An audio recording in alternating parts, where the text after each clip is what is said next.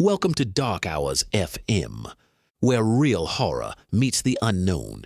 You can now listen to every episode, explore new stories, and uncover what hides behind the mic at DarkHours-FM.com, the official home of the dark. Tonight's story, Season 3, Episode 5, The Voice on Channel 3. Let's begin.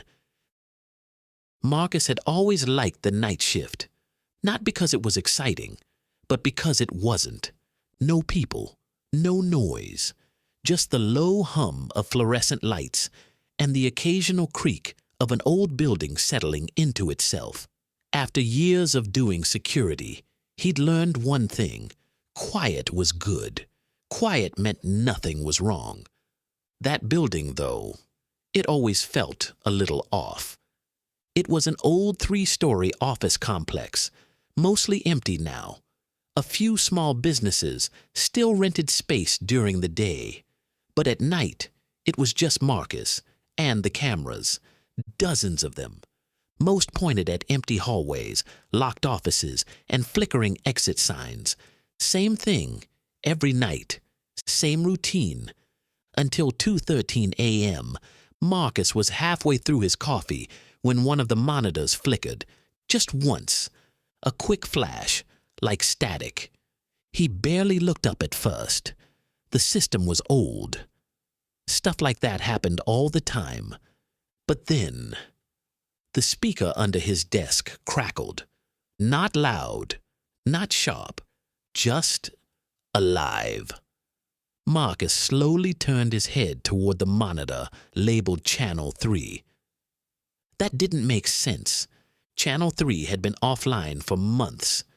Dead wiring. Maintenance never fixed it. He leaned forward, squinting at the screen.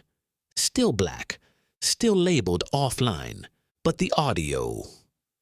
Hello. Marcus froze. It was faint, almost buried in static.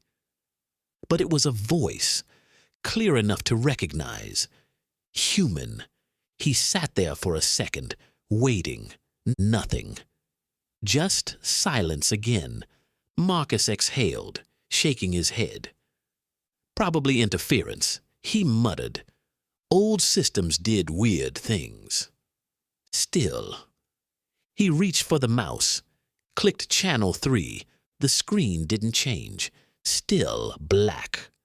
But the audio came back. Stronger this time. You left me here. Marcus's hand stopped moving. A cold sensation crept up his arms. Not fear, not yet, just awareness. That something wasn't right. He grabbed his radio. Base to Unit 2, he said, trying to keep his voice steady. You getting anything on your end? Static. No response. He tried again. Nothing. Marcus frowned. There was supposed to be another guard on rotation. But the building suddenly felt empty. Too empty. The voice returned. It's cold. Marcus looked back at the screen. Still nothing. Just black. But now it felt like the screen wasn't empty. Like something was there. Watching from the other side. He stood up slowly, grabbing his flashlight. Channel 3 covered the basement, a place no one used anymore. Storage, mostly, old equipment, forgotten things. The walk to the basement door felt longer than usual. Every step echoed louder than it should have. The hallway lights flickered once as he passed under them, then steadied. Marcus stopped in front of the door, stared at it. It was supposed to be locked, always locked. He checked it himself every night. He reached out, turned the handle. It opened. The air that came out of the basement was cold. Not normal cold. Not no heating cold. It felt still. Heavy. Like stepping into a place where time had stopped. Marcus hesitated, then stepped inside. Each step down the stairs creaked under his weight. The beam of his flashlight cut through dust and darkness. The smell hit him halfway down. Damp, old, like something had been sitting there untouched for years. At the bottom he paused, listened. Nothing. Just silence. Then a sound, soft, dragging, like something being pulled slowly across the floor. Marcus turned toward it. "Hello?" he called out. No answer. The dragging stopped. His radio crackled. Not static. A voice.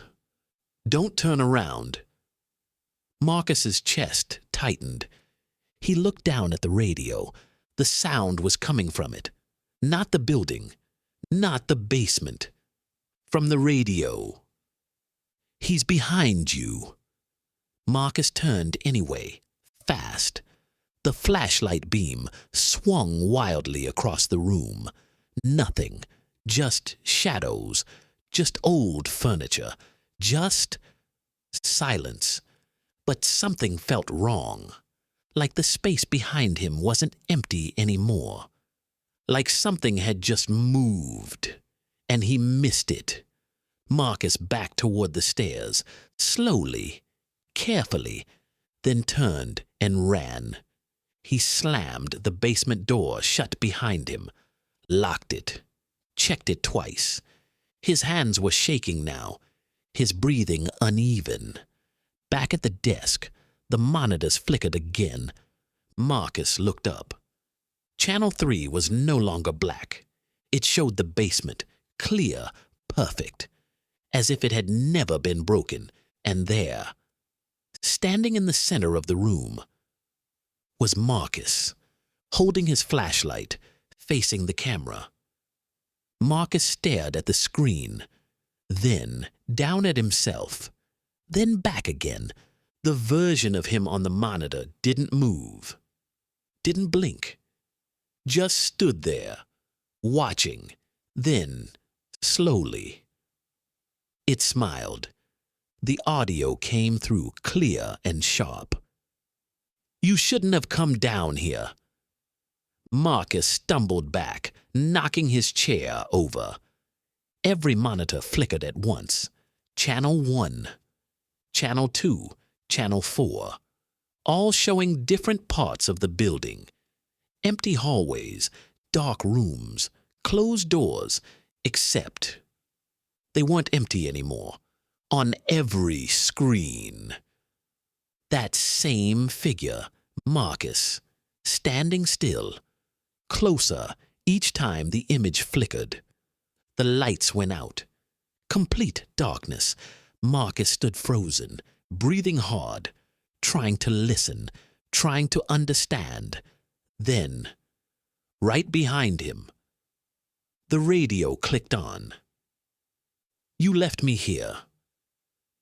The next morning, the day shift found the front desk empty. No sign of Marcus, no signs of a struggle, no forced entry, just the monitors still on. Channel 3 still recording, showing the basement, and in the corner, barely visible, a figure sitting in the dark, holding a flashlight, waiting. Thank you for listening, or maybe, thank you for letting it listen through you.